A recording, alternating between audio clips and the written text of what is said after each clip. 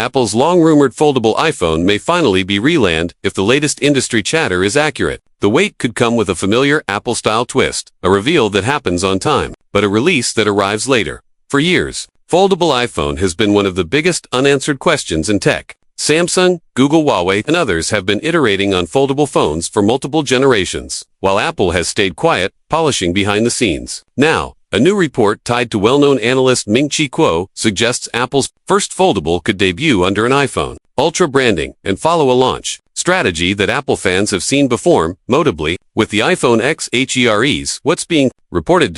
According to Kuo's latest industry survey, Apple is planning to ship roughly 7 to 8 million units of its first foldable iPhone in the second half of 2026. That number is significant because it implies Apple is not treating this as a tiny experimental run. Even for Apple, millions of units in the first wave signals real confidence in demand. But there's a catch. Supply, especially early supply. Kuo suggests that fewer than 1 million foldable iPhone units may be ready in Q3 2026. That matters because Q3 is typically the window Apple needs to support the massive official launch period when pre-orders open and shipments begin shortly after the big September iPhone event. Meanwhile, Apple's standard flagship models, reported as the iPhone 18 Pro and iPhone 18 Pro Max, appear to be on track for a more typical schedule. Kuo estimates Apple could have around 20 to 22 million units of the Pro models ready to ship in Q3, which he describes as meeting the inventory requirements for a standard, full-scale launch.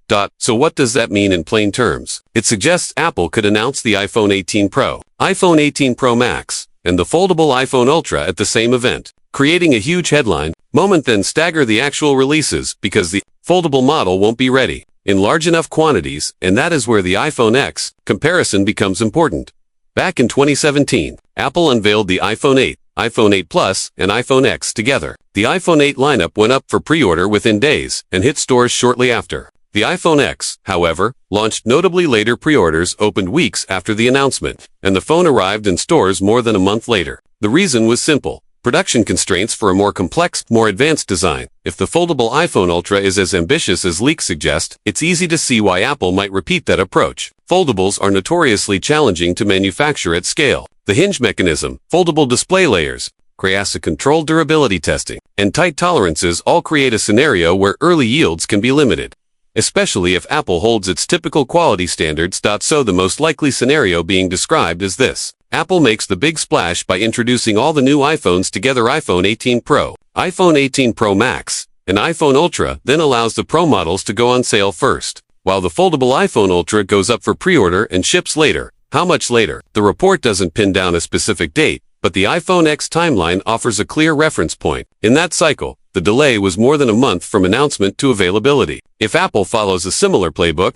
the foldable iPhone Ultra could be revealed at the normal fall event but arrive weeks afterward, potentially sliding deeper into the holiday season. Now, let's talk about the part that will probably dominate the conversation: the price. Kuo notes point toward a premium price range of roughly $2,300 to $2,500 that would instantly place the foldable iPhone Ultra among the most expensive mainstream smartphones ever sold, well above the standard Pro Max tier. And yet, the same report suggests demand could still be strong. Kuo says that based on discussions across carriers, sales channels, and even resale, the scalper market that targets high demand, Apple launches interest in a foldable iPhone remains high, potentially staying strong through the end of 2026 even at that steep price.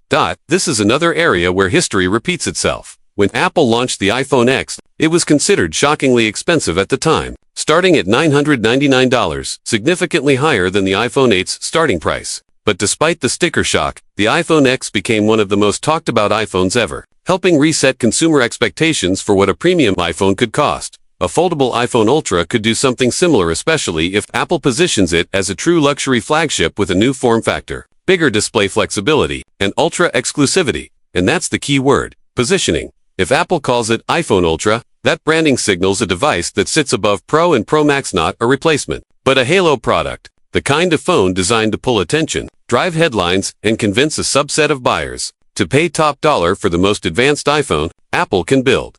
But the Ultra strategy also creates pressure. Apple would need the foldable iPhone experience to feel dramatically more refined than today's foldable. That means a hinge that feels premium, a display crease that's minimized, durability that inspires confidence, and iOS features that genuinely take advantage of a foldable layout, app continuity, optimized video viewing, and smarter UI transitions between folded and unfolded states. Because $2,300 to $2,500, Apple wouldn't just be competing with other phones, it would be competing with the idea of buying a phone and a tablet, or a phone and a laptop upgrade, or even staying with a Pro Max and spending the difference elsewhere. That's why timing and availability matter so much.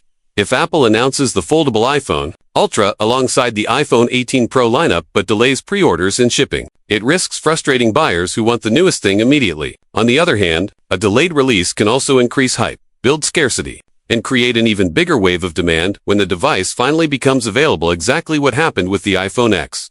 So where does all of this leave Apple fans right now? If these reports hold up, the big takeaway is that the foldable iPhone Ultra could be introduced in a major fall event lineup, but it may not actually be available at the same time as the iPhone 18 Pro and iPhone 18 Pro Max.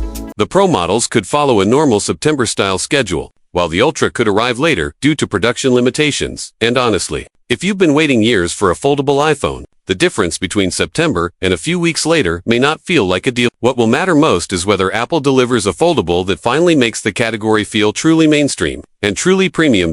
Because if Apple gets it right, the iPhone Ultra won't just be another new iPhone. It could be the biggest iPhone design shift since the iPhone X.